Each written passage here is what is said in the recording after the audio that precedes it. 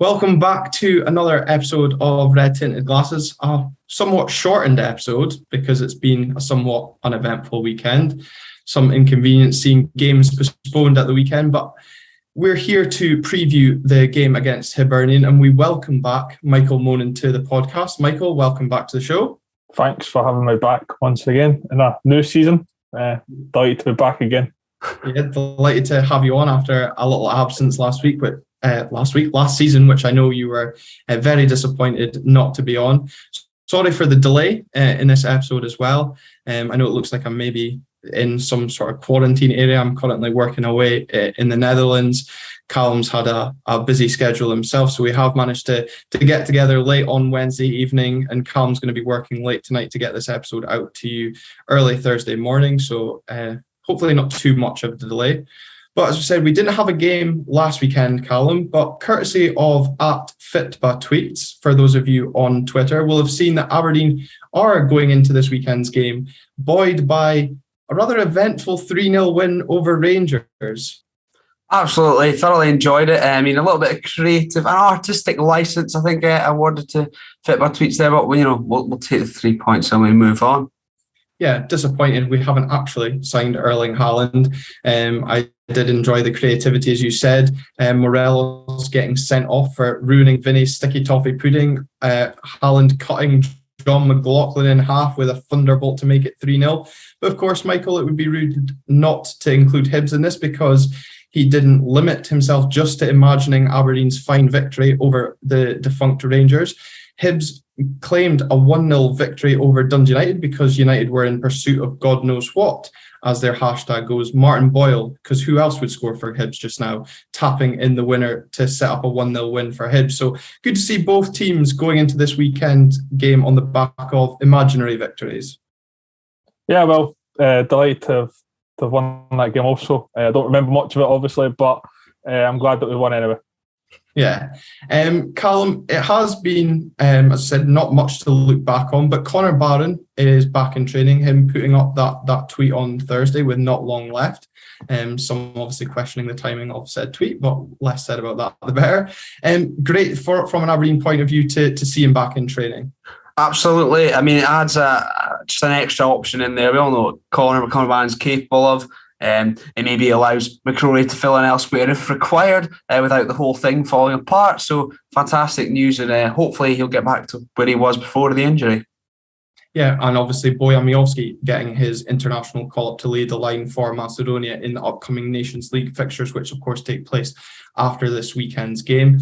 Looking ahead to the weekend, though, Calum, Leighton Clarkson beginning his 2-match ban. Aberdeen having the opportunity to go 5 points clear ahead of Hibs, as I said before, the aforementioned international break. With Hearts and Motherwell both facing off each other on Sunday, this is really a good opportunity from an Aberdeen point of view to put a bit of distance not only on the likes of Hearts and Motherwell, keep the pressure up on Rangers, but create that gap of about 5 points to Hibs. I mean, fingers crossed it'll happen. It would be a nice little cushion early on in the season. I mean, obviously a lot of football to be played between now and then, but ideal scenario, Hearts dropping points, Motherwell dropping points. A nice little draw would be fantastic. Possibly go and smash Hibs at Easter Road, which I'm sure Michael's delighted to hear me bring up. Yeah, although I'm sure, as Michael is prepared to say, it's 3 games without a win at Easter Road for the Dons. Last win coming back in August 2020 when agent Martin Boyle brought down Marley Watkins in that lockdown game as the Dons ran out 1-0 victory. Michael, your home form this season as well has been impressive. Dramatic draws, of course, against Hearts and Rangers at home, and a 1-0 win going on a few more against Kilmarnock. Are you hoping for more home comforts this weekend? Of course. Hopefully, you see the possibility to go 5 clear. I see the possibility for you to go 1 behind, but it's a game of perspective. I think that we're certainly capable of winning, but we're also certainly capable of going 5 points behind. It depends on what team we play, and if we can't keep relying on one player to bail us out in the last minute of games because it doesn't last forever, these things. Yeah, and I suppose if there was a last-minute goal, it's not that we're going to see a pitch invasion this weekend, would we? No, it's nothing to do with me. I mean, I don't condone it, but some people just like to celebrate. And listen, we were locked out of the football for a long time. Some people just need a release, and I'm not doesn't bother me what they do. How would you assess Lee Johnson's time at Hibs so far? Michael, obviously you had that laughable League Cup campaign. Well, me and Callum certainly found it amusing. I don't think you did. But how have you viewed his time so far in charge of Hibs, and including obviously his summer recruitment? I think that he needs time. I quite like him personally. I think that he has brought players in that he wants, but he's also been left with players that perhaps he doesn't. I think Martin Boyle certainly a massive help to him. I don't know how much of it was actually down to him and not further up in the chain, but he needs to learn from his mistakes as well. That League Cup campaign was absolutely deplorable, and I think that a lot of it was him trying to test to see what he had at his disposal. I don't think he thought it would have came to what it did. I think he thought he could sort of rotate the team and get away with it whilst finding out about his players, but obviously that backfired. There's a certain element of an English manager from the lower league in England thinking that they can come up and just sort of waltz through, especially when we won 5-0 in our opening game. He was probably thinking, right, this is a time to sort of see what I have. But you don't get that against lower league teams in Scotland. It's a lot closer and a lot more competitive than perhaps the standings would suggest. Yeah, it's been as I said, an interesting start for him in the League Cup campaign, but after maybe a shaky start to the league campaign, I mean, are you happy with how that's going so far? I don't know about shaky. We've lost 2 games. We won our first game. We just won last minute. Let's be honest, it's been somewhat of the late show from Hibs. You know, listen, it's a trademark of champions to score in the last minute. That's winners score in the last minute. What, you mean score in the last minute to draw 2 games? No, but we didn't lose, and there were also games that had we lost, it would have been far worse. Rangers and Hearts, especially at home. St Johnstone, first game of the season. I think we did everyone in the league a favour by scoring against them in the last minute.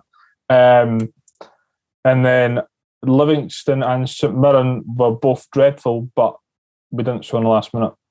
Although at Livingston we probably should have. Yeah, well, as I said, obviously you've got that home comfort to look forward to, unbeaten, as I said, at home this season. Calum, as I said, Leighton Clarkson getting his 2-match suspension for Aberdeen this weekend. We did touch on it in the last episode, so I'm not going to go too much into it this weekend because we don't really need to drag out too much content with just the one game to look forward to. Who do you expect to replace Leighton in the starting lineup this weekend? The optimist in me would say Duke, and we'll go 2 up top or one off the other. However, I think putting my head on a little bit, it'll be Matty Kennedy and probably Hibernian as a 10, or those sort of 3 with Hayes in there as well, rotating. I would love to see Duke come in. I just think away from home against Hibs are good at home, despite a little bit patchy form so far this season. In my opinion, Michael, before you say anything, I just think Goodwin might play a little bit safe, and then also still knowing what Duke can do with half an hour to go against Ryan Porteous. I'd like to see that battle for sure. Yeah, Ryan Porteous, who's benefiting from injuries at centre back, to somehow get himself into the Scotland squad quite unbelievably. But I suppose the extra week on the training ground, without the interruption of the game this weekend, last weekend past, will maybe impact the decision. But I do agree. I think we will see Matty Kennedy starting because it has been effective, Duke coming off the bench to kind of run riot, and I think he'll continue with that. But I suppose another benefit of not having the game last weekend, despite probably the optimism that we felt around getting a positive result, is that any knocks or niggles that both Ross McCrory and Hayden Coulson were carrying from that Ross County game will have had that extra time to heal. So we should really be going into this game at the weekend, Callum, with a full bill of health. And I'm sure Hayden's dad, Steve's, looking forward to his trip up to Edinburgh with the rest of Hayden's mate. I think he said there was he said in the message about 12 of them heading up. Maybe it's a good thing I'm not going this weekend after my brush with Kieran and Gwenya earlier. And he said, "Oh, I'd love to hear what you said to Hayden's dad or one of his pals. That would have been absolutely brilliant." But delighted, that they've had a little bit more time, to get back to full fitness, and hopefully we should have just about our full complement. Obviously, without Connor Barron quite being back fit and Clarkson being suspended. Yeah, it's quite nice actually to be looking ahead to a game with knowing that we're going into this game as pretty much full strength as possible to take on a Hibs side, as I said already, that are unbeaten at home this season. But Michael, there's been a lot of question marks or maybe criticism, certainly maybe within the Hibs support, but certainly I've been vocal when I've been doing State of Scottish Football that Hibs have been quite toothless up front this season. There is, I think you mentioned it already, that there's a heavy reliance on one player, that player being Martin Boyle. Is that something that Hibs do need to improve on, their lack of being kind of clinical in front of goal? Definitely, but I think that we need goals from more areas of the pitch. We do have a lot of chances that we don't seem to score. But because my criticism of Joe Newell's always been that he doesn't shoot. Like he never shoots, and then against Kilmarnock he shoots and he actually scores. I mean, he got very lucky with that coming back to him because the keeper was terrible. But the finish was good. Wow. But the point is, he is capable of scoring goals, and we need goals from all areas of the pitch. But generally speaking, we just don't shoot, and it's really is quite frustrating. Like sometimes you just need to shoot from 25 yards, 30 yards, because you might get a corner, could have a deflection. But no, we just seem to try and pass it in or cross it into players that are too small. Or cross it to Christian Doidge, and then he as well be kicking the ball at the park. Yeah, well, I hope you're not crossing to Christian Doidge this weekend, because of course he's not there. No. But Calum, I suppose we've seen this with Aberdeen. Leighton Clarkson, Ross McCrory as well. Both, that old cliche: if you don't buy a ticket, you don't win the lottery. And they've been trying their luck from distance this season and finding the back of the net. Obviously, Hibs do have that threat in Martin Boyle, but I mean, have you seen anything in Hibs this season to kind of be worried of any other player out there? They're an interesting one. They seem to be playing with a bit of desire about them, which sometimes we would associate with Hibs in terms of carrying on, going, getting those last minute goals, but I think they do lack of a little bit of presence. The Yuan guy, he seems like a bit of a box of tricks, a bit of a maverick. Which a live wire as well. Yeah, I saw that Rangers game. Yeah, I do quite like that, but I don't know if they're maybe lacking that presence up top. It's probably him mainly. You're probably looking at in terms of the way Duke can impact games and might do something that you're not expecting. Yuan looks like he's capable of doing that as well. Yeah, and Michael, from an Aberdeen point of view, what have you seen from Aberdeen this season that concerns you as a Hibs fan? Is it that threat that Bojan Majowski brings? Well, based on the one game of Aberdeen that I've watched against Celtic, absolutely nothing. However, I'm not stupid enough to know that Aberdeen are a lot different to what they were against in that game. I think Aberdeen have started quite well.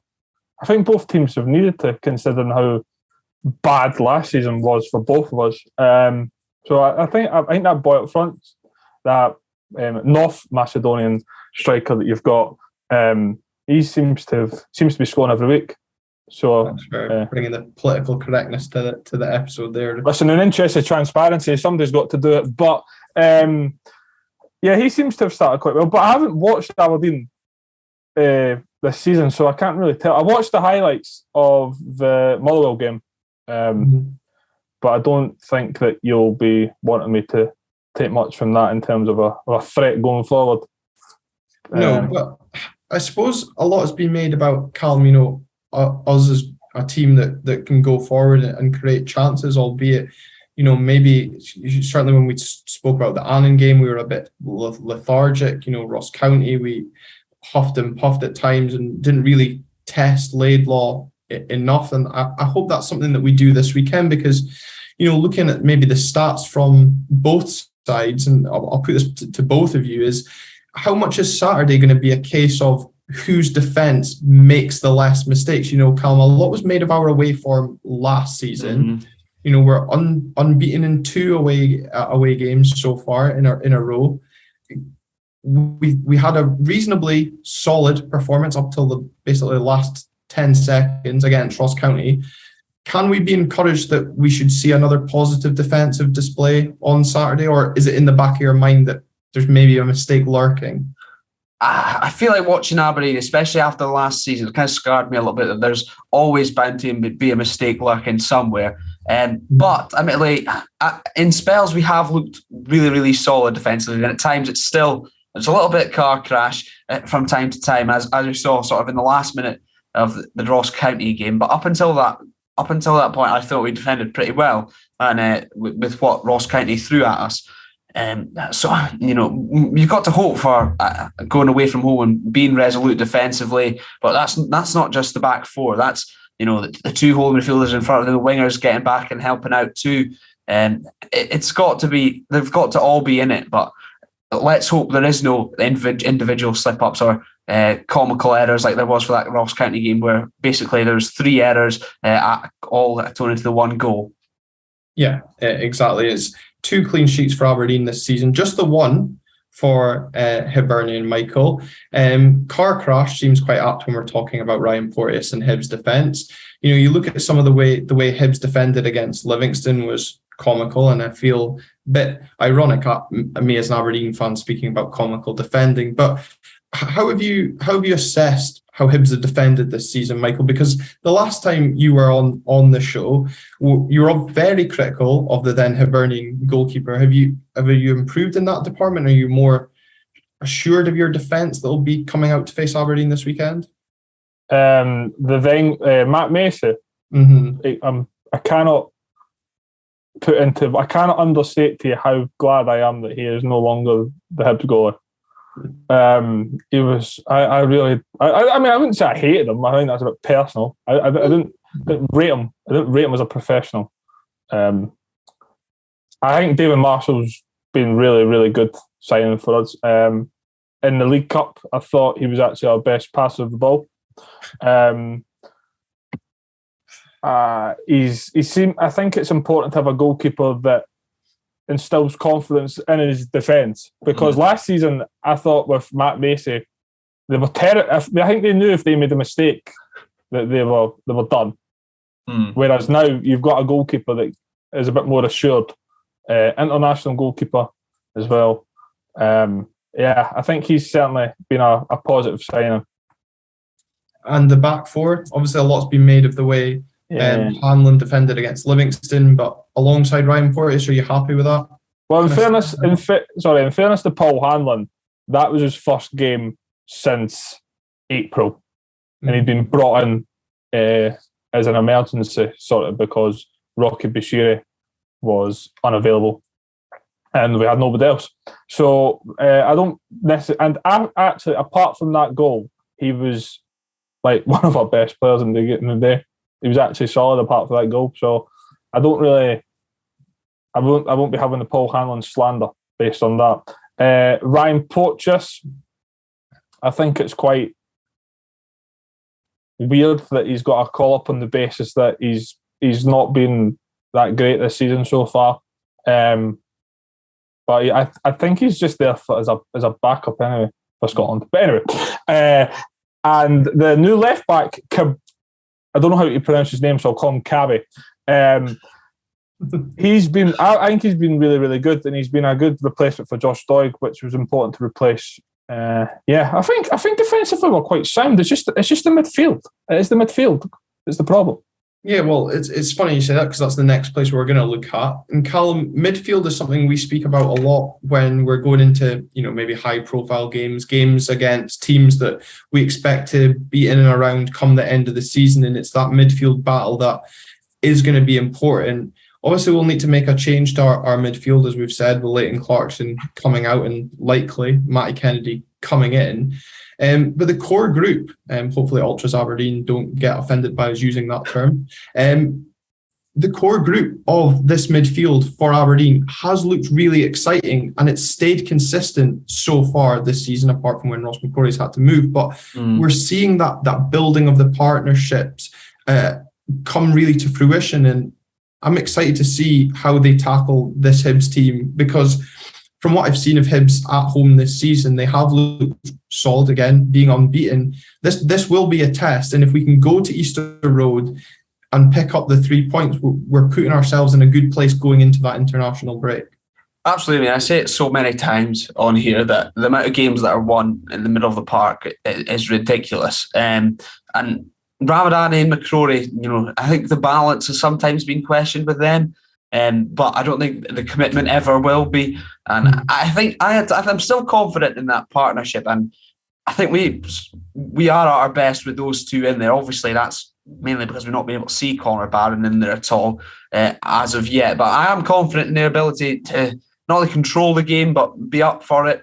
And there are no soft touches, either of them.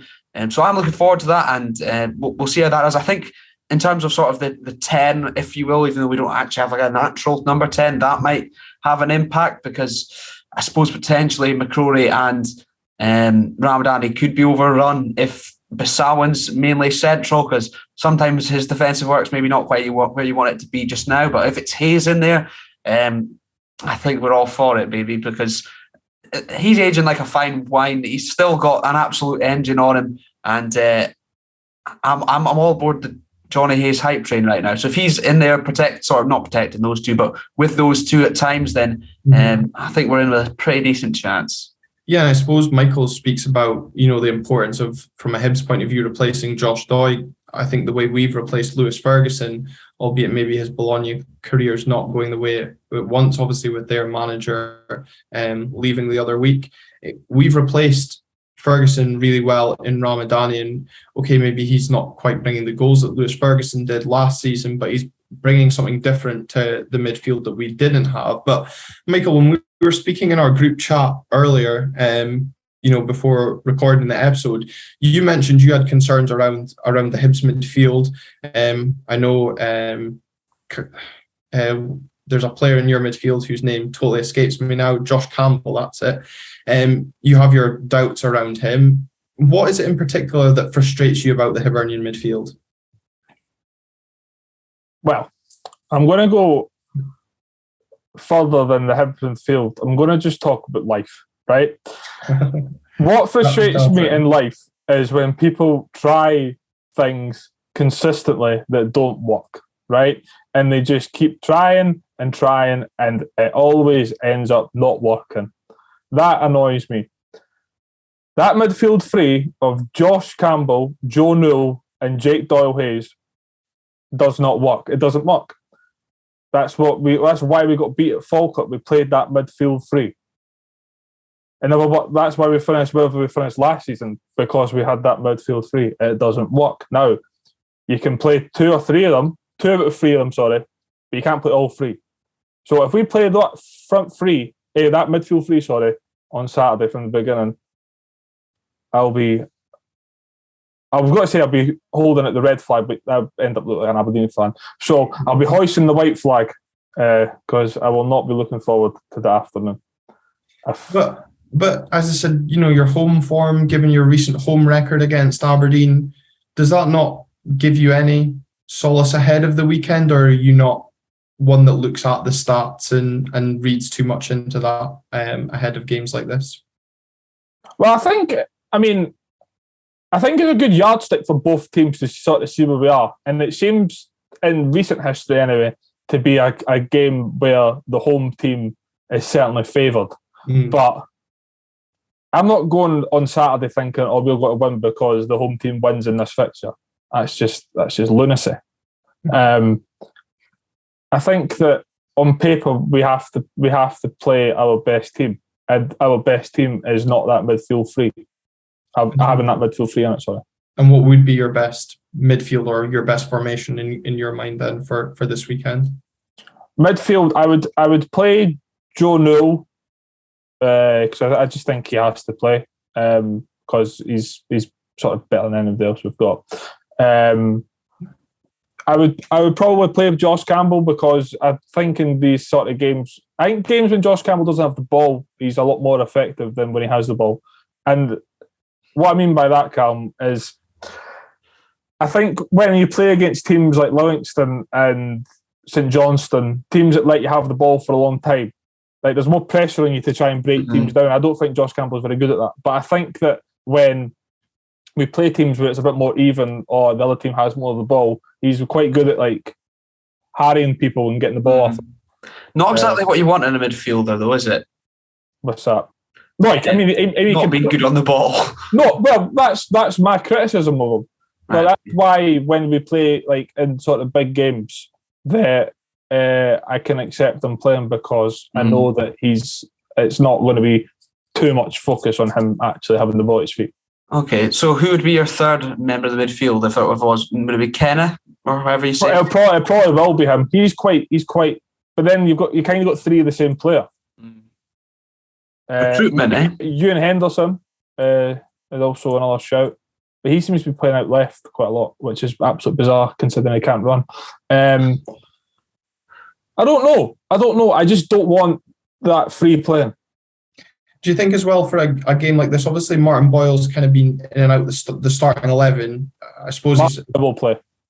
You're probably a game he does start. Do you go two up top for a game like this, being the home side? Obviously, Aberdeen this season tend to have been a team that go one up top, but do you think Hibs will take that attacking intent to Aberdeen? I think that we do it. I think we can be at more. I think we could be attacking. Can edit that out. No. When we don't necessarily have to have two strikers to be doing that, if you know what I mean. Like, because Ewan's been playing wide left / like centre forward. Melkson's been playing, but he was injured for Kilmarnock game. Boyle's most effective wide right. So I think it does depend on what we have available. But you'll probably play Henderson left wing, I would imagine. However, what I would say is Martin Boyle potentially up against Jaden Richardson if he was starting on the left for Hibs would be quite concerning, and also his pace up against Anthony Stewart as well. That's what's making me the most nervous going into this weekend. Yeah, it'll be interesting to see if Lee Johnson's kind of taken any notes from the games. You know, you look at the way Motherwell kind of hit Aberdeen on the counter-attack down that right-hand side, and if Hibs do utilise Martin Boyle down that side, or there's also be a good test for Hayden Coulson as well. We've seen how good he is at dealing with that, but also, you know, bombing forward, and if he can almost like keep Martin Boyle pinned back, that Martin Boyle's having to do more defending than he is going forward, that'll help us. But I think the point that Michael made, Calum, about this being a good yardstick for both sides is very fair, given, as he said, how bad, which I think is a very polite term, given the terms Michael could have used for both teams' seasons last time out. It does give us a good indicator to see where we are. You know, we've spoken about our away form last season, and it's definitely feels like it's improved already this season, despite only having 3 games in. But if we can go into this international breaks sitting in third, I think a lot of Aberdeen fans would have taken that, given where we were last season. Yeah, absolutely. I mean, I probably couldn't ask for too much better, being realistic, I suppose. From that, I think I absolutely can look at where we were last season. I mean, Hibs, you know, weren't too much better. I'm sure Michael would agree with that. And if we can, you know, grab a win, I'm not saying it'll define anything at all this season. Plenty of games to go. We'll still have plenty of games against Hibs alone to play this season. But I think that will give us a good indicator and a good confidence boost if we can grab that win away at Easter Road to Hibs, you know, on good form at home as well right now. I think it would be a good indication of how far we've come. But equally, if it doesn't go our way, it could also be a sign of how far we've still got to go. Yeah, it could be another bump along the road, I think, as we'll call it, in this rebuild season that we're currently going through. But Michael, absolute pleasure getting you back on red tinted glasses and getting your green tinted glasses perspective of the weekend's game against Hibernian. Care to put a prediction on the game? I think it'll definitely start off 0-0. 1-0. Hibs, I presume.